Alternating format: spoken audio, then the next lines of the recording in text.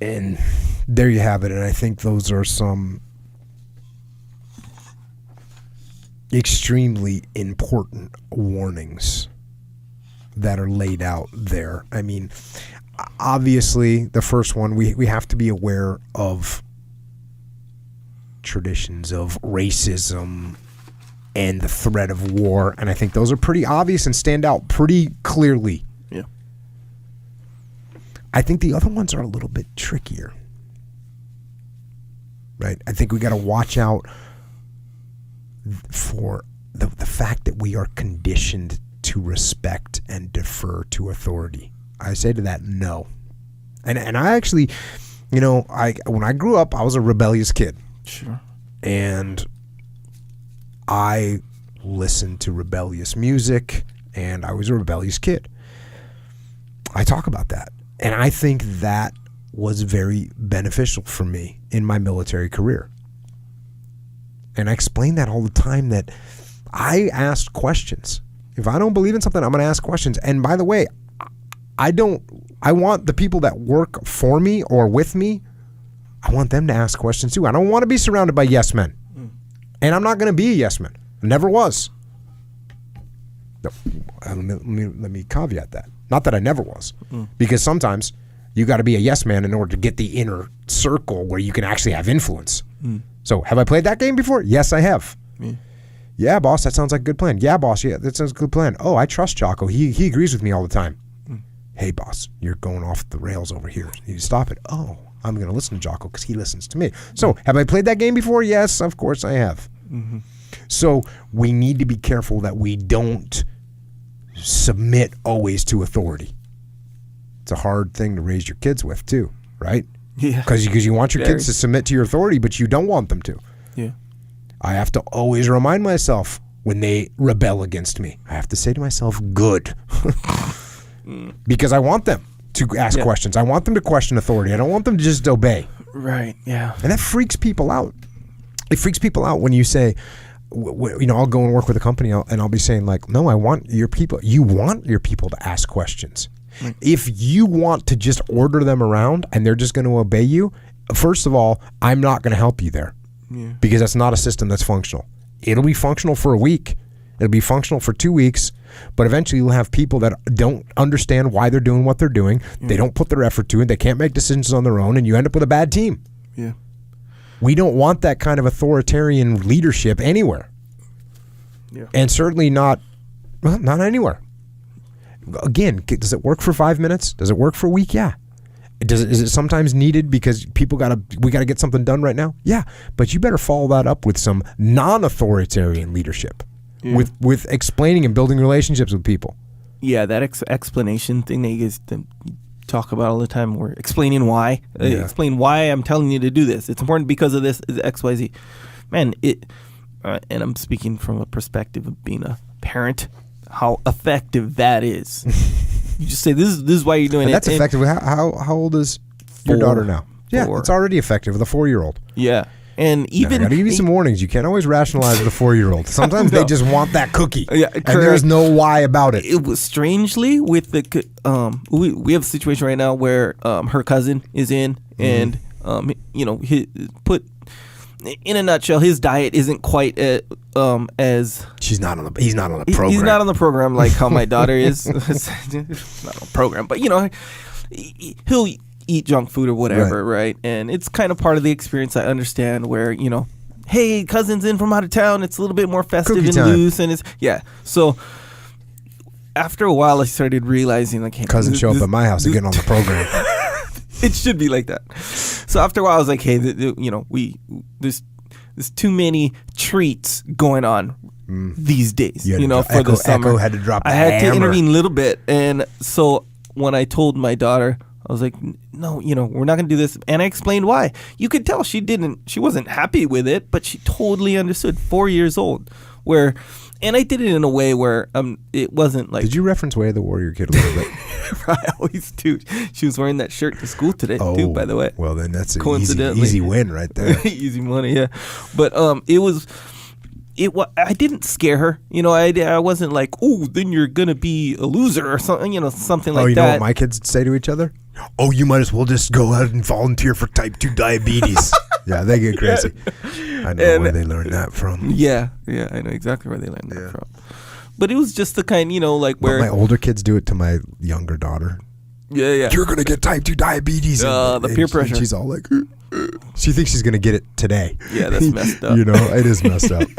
Effective or ineffective, though, right? That's your thing. True. No, but anyway, the point being, it is effective.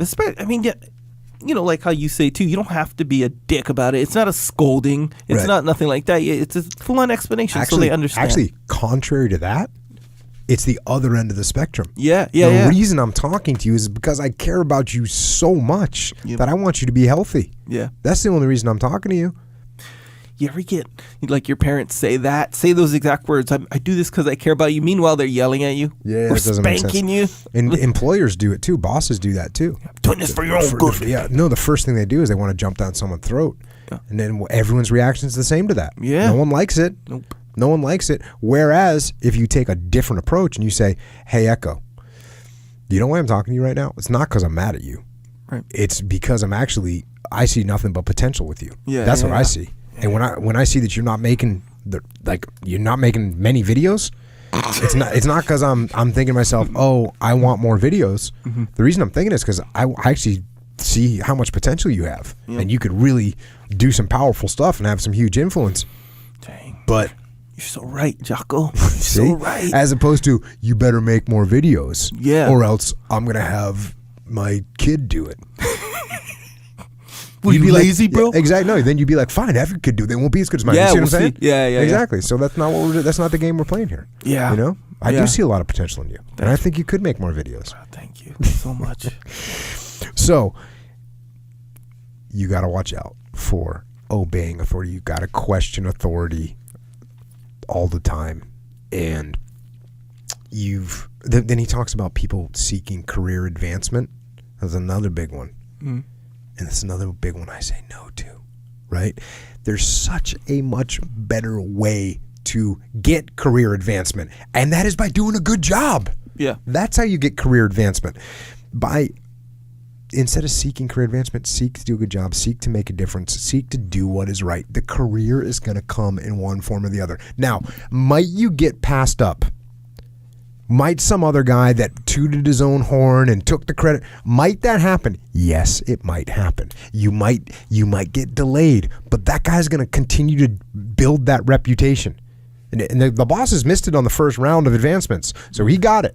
Yeah. Maybe he even gets the second round. By the third round, they're looking at him going, this guy's a self-serving loser. We need to get him off the team. And by the way, we realize that the guy that's been behind all this work is Echo over there. So we're going to promote him now. Now you're going to win. Now you've got a really solid reputation. So you can't. But the idea of seeking career advancement, you see that in the military all the time. There's people that are just trying to get advanced. Don't care whose back they're stepping on. Yeah. And I'm telling you, I saw some of those guys get advanced in my community. They advanced up through the ranks. They were stepping on people's backs to get there. Their reputation eventually was so bad that it didn't get them propel. They didn't propel as far as they wanted to. Yeah. The great guys, the guys that were really truly just trying to do the best for the community, those guys got promoted and they would make it, the furthest. Yeah. Because their reputation was so solid. Yeah. And everyone knew that these guys were doing the right things for the right reason, not so they could get promoted, but they ended up getting promoted. Yeah. Yeah, promotion is more of like a eventuality more it's than eventuality. Like a it's just like jiu-jitsu. If you're just trying to get your belt, and that's what you're trying to prove, that's not going to work out well for you. Getting mad when the other guy gets promoted. You might get your blue belt before some other white belt because you're showing off all the time. Yeah. But eventually, you're showing off all the time. Yeah. And the coach goes, "Hey man, why don't you help everyone?" Yeah. Or the coach goes, "Hey, I see you're tapping a lot of people out that are the same level as you all the time, but you're not going with anyone that's harder than you because you want to prove to me that you're tapping everyone out. Wrong move." You know what you might see sometimes? Is how when you come up through the jiu-jitsu ranks, you just find a certain move or handful of moves, and those moves you get better at them quicker than others. There. Yeah, I think we all kind of are in one way or another. And so this is what, if you're pursuing the belt, this is what you do when the instructor's around. You only do your good moves. Yeah, because you want to look good. Yeah, you want to look good. That's all you do. you know, and you do. And when you say it'll show itself later, you know, so what can happen is you get your blue belt, you get your purple belt because like you show off to your instructors or whatever, and in the tournaments too. I just realized something about myself. I just had a rude awakening. But what'll happen is later on, you ever get so this might have been a long time for you, but maybe not. So I'm training with I went to class. Jeff Glover's teaching the class, and Jeff Glover's like, "Hey, let's do this," and he does some crazy kind of advanced move. Yep. But it takes like if you're an advanced person, you know how to move your body in jiu-jitsu, kind of in an advanced way. You can do the move, even though you've never done the move before. Right. You know that kind of move. So it was that kind of move. It was one where you gotta like go between the guy's legs, lift up into the heel hook or whatever leg lock you choose. So I don't do that move at all, and I've been training. I've been in this game for a long time. So I go and I do it, and I don't want to say I was surprised, but like I could do it. I could totally. But Jeff was like, "Whoa," kind of like, "Dang," because I'm a bigger guy too, you know. And that made me think of this kind of thing where some guys, they can be a black belt, and they'll say, "Hey, show this move real quick," and it'll be a black belt, and they can't do it because they've avoided that. And not to say that this is the case all the time. I'm just saying that's like an example of how you can avoid getting better and only show off like XYZ to get you to that kind of next specific level. Yeah, I like don't a blue know. belt or whatever. This is a similar thing, maybe, but I realized when you were talking about this, what I'll do is both with Dean and with Jeff. If I'm doing something that they showed me, I'll call them out like a little kid. I'll be like, Jeffy, check this out. Oh, here it is. Pet. Yeah, I'd be like, oh, you like that one? Yeah. Hit that. And you know what else? I do it with Dean with my kids. When my kids are training, and I'll say, "Hey, Dean, check. Oh, look at that. He's gonna get it." You know what I mean? Right, I'm kind of like all happy. Yeah. I guess I'm just happy that I'm learning or that they're learning. Yeah, that's different. But it's pretty cool when you can pull off what you just learned, right? Yeah, that's cool, and it's cool for a teacher. I'm stoked when somebody does something that I showed them. Big time. So I guess the difference is, if in fact this is even the difference, is why did you do that? It's not to get your kid promoted. Yeah, you know, it's not even to get me promoted because I can't get promoted. Yeah, you kind of can't get promoted right now. Yeah. So I guess it's sort of like maybe the negative aspect would be like I'm looking for some credit for pulling off the move, the little guy move, totally or the big guy move or whatever. Yeah. No, I don't think it's. I think it's pretty bad. I think it's pretty lame. I think it's fun. I think I'm pretty lame for that. Yeah, so watch out for that. Watch out for the career advancement. Don't let that be the focus of your life, man. It's not going to make you. It's not going to get you what you want. Now, again, are there instances where you play the game so that you can move up, so that you can have more control? Yes, I did that. Hey, look, I went from enlisted to officer. That's the ultimate. In hey, I'm gonna play the game. I'm gonna get more. I wanna be in charge of more stuff. So how am I gonna do that? I'm gonna skip all these ranks. I'm gonna become an officer. I did that. Yeah, I played that game. I was about my career, but I was about my career so I could make 15 guys in a SEAL platoon happy. Yeah, because I was happy when I had a good leader in my SEAL platoon. The other one he talks about here is this bureaucratization and specialization, attenuating the sense of personal responsibility. This is another thing that we have to be careful of. Just because you're part of a system doesn't mean you should just, blame the system when something goes wrong. If you're working somewhere and something isn't going, hey, that's the way we do it. Hey, that's the way the system works. Hey, we can't change that. I never accepted that as an answer. And I'll tell you what, when you come up against that, you can't. The way you fight it when you come up against it is you build a relationship. Yeah. Right. So, you ever have you're trying to deal with some customer service or something, and you're getting the sorry, we can't help you. Yeah. And you go down to the store and you're like, hey, what's going on? Hey, Bill. Hey, I'm Jocko, man. I called you earlier. I got to get this thing resolved. Here's what's going on. Yeah. You don't go down there and say you need to take care of this. No, you say, hey, Bill, what's going on? Hey, I'm Jocko. Yeah, man, I really like the piece of gear, but man, it worked good. there was a couple issues I had with him. I'm trying to get them resolved because, my daughter's birthday's in 2 weeks and I need you know what I mean? Yeah. You form a relationship with them. Yeah. Let's get the bureaucratic. Don't let them stay in their big bureaucratic system. Yeah. We don't want to let that happen because then the bureaucratic machine, then they're not the ones that are offending you. It's the machine. They can't control the machine. It's not their machine. They're just part of the machine. Bro, you wanna where this concept fundamentally is the same as this. When you're in traffic, and you're trying to get over. Kind of.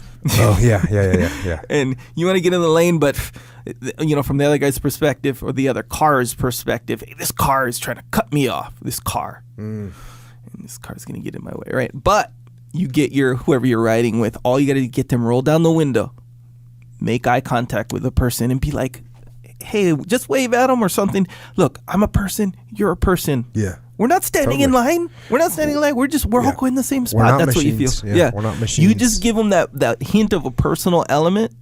I'll let you right in. They'll wave you in. You wave back. You guys are friends.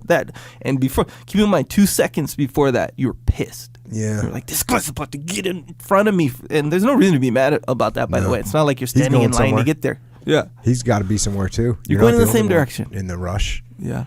But you got to put it on your deal. Same thing. Step out of the machine, man. Yeah. The machine of trust. Step out. Hey, I'm a person. You're a person. Yes. Make the personal relationships up and down the chain of command throughout your company. Don't let the finance department, right? Yeah, the department, the policies. The finance department shut us down on this thing. Yeah. Well, give me the name. Who did that? I'm going to walk down there and see him. Yeah. See what up. The marketing department won't give us any more. Okay, cool. Let's find out who that is. No, it's not a bureaucratic. It's not a marketing department. No, it's that's Bill. A machine. No, it's Bill. Bill's in there. 100%. And when Bill knows what you're trying to do and knows that you are trying to make something happen, you make that connection. Now we're good to go. Bill's going to take care of you. No reason to freak out. The other thing, finally, here is this idea of this peer group, this social collective peer pressure. We all know it exists, and that's fine, but make it good.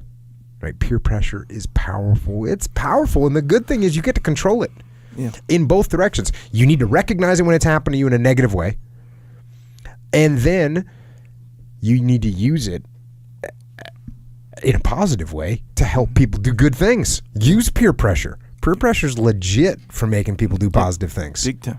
What you don't want to do is use peer pressure to make people do negative things. And there's a lot of that in the world. And I'll tell you why. There's a certain part of people that don't like to see other people succeed. Yeah. So they go, man, just come out tonight, dude. But dude, I got to work in the morning. Dude, just come out. Yeah. We're just going to get a couple drinks. Yeah. Here's another one. Let's do a shot. You're always on that diet. Yeah. The people hey, loosen up. Lighten up. Yeah, they want to see. There's a certain part of people that want to see everyone else fail. Yeah. And if you've got to pay attention to that in yourself. Yes. You got to pay attention to that in your own self.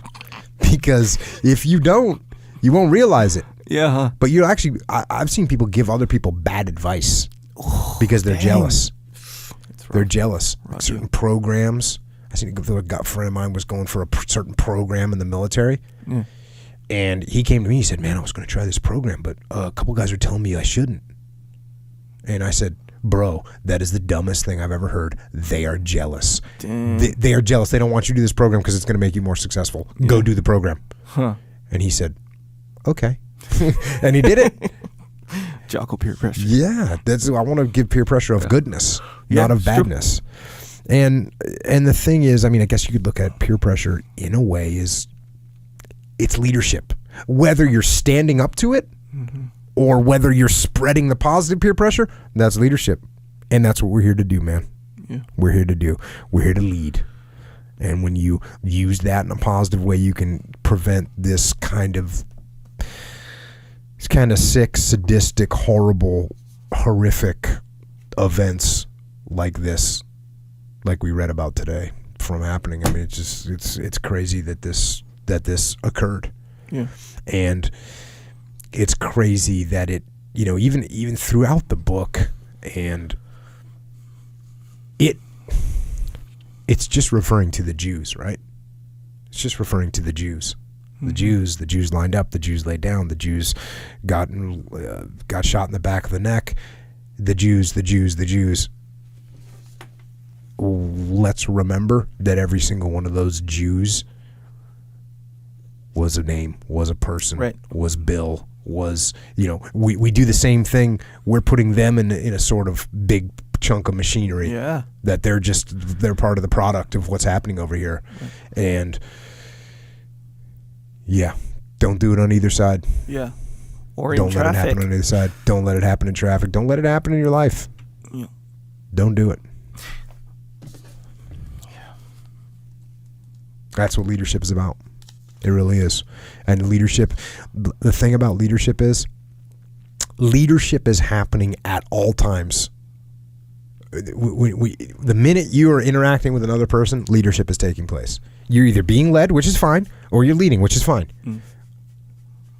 As long as you're going in the right direction. But if you constantly think, and you're leading yourself, by the way, of course, you're leading yourself. You're constantly leading yourself. But the minute you meet with someone else, there's a leadership situation happening. You're either leading that person or you're being led. And that's okay. It's okay to be led as long as you're being led in the right direction. Right. If you start seeing yourself being led in the wrong direction and you go with it, you're at fault. Yeah. You're at fault. You can't blame that person. You went along with it. Yeah. You're culpable for your actions. So, again, I know it's a brutal topic to cover, and I'm sure we'll be back at it again at some point. But let's not forget that this happened, and that if we're not careful, it can happen again. Yeah. And you get little things like in way lower levels where, that stuff happens all the time. Like little riots break out, Yeah. Normal people destroying cars because that's kind of what everyone's doing, Till one guy's like, hey, stop, we got to stop. You're like, okay, we stop. Yeah. The peer pressure thing, that's why you get a workout buddy, or you join. That's why CrossFit in a big way is like really, it's a good group thing because everyone's like, hell yeah, like they cheer you on. You can't, in a way, you look forward to just linking up with the group, and the group's talking about like, doing good stuff and working out. And you're right. And as a matter of fact, there's a whole new phenomenon in the fitness world, which is basically all stems from CrossFit, and they call it just group exercise, right? Yeah. Hey, we got group exercise classes. Group X. Yeah, group exercise classes because, hey, I want to work out with other people. I want to have, Echo call me up and be like, hey, you going to make it to class tonight? Yeah. I'm kind of feeling lazy. Come on, bro. Yeah. I'm going. Yeah. Oh, okay. I don't want to be weak. Yeah. You're pressuring me to be strong. That's good. Yep. True story. So use that in a positive way. Yeah. You ever been, well, you probably have. Come on, we can be honest here. You know the kind where you're like, okay, I'm going to link up with whoever to go train or to go work out or whatever. Mm-hmm. And you're like, dang, when the time comes, you're like, dang, I don't really feel like it. In the back of my mind, I hope that they call and cancel. I hope. And then they call, they don't cancel. They call to confirm. Mm-hmm. And you go. You didn't want to go, you go. At the end of the workout, you're like, dang, I almost didn't make it today. Good thing, That's common, man. That happens to me all the time. And I'll tell you, people ask me about this a lot. You got to start to memorize that good feeling that comes after a good workout. Yeah. So that you don't have to force yourself through it in anticipation. Such a good way to put it. Yeah. So to memorize the feeling. Memorize the feeling of like, I memorize two feelings. One is I memorize how good it feels when you're done. Yeah. And two, I memorize how bad it feels when you're weak and you say no. Yeah. So that's a horrible, I hate that feeling. I hate that feeling of like I didn't do it. Yeah. It makes me feel like junk. Junk. Straight up junk. I was just on the road and it was like, don't do it. I just feel like, man, I squeezed in a couple workouts at night, pretty weak workouts, but just to get them done. You know what I mean? Yeah. Just to move. Yeah. The worst thing you can do is be sedentary. Yeah. And I was moving during the day because we were in the water and whatnot. Yeah, it's a little bit different. Yeah, but you got to get them done.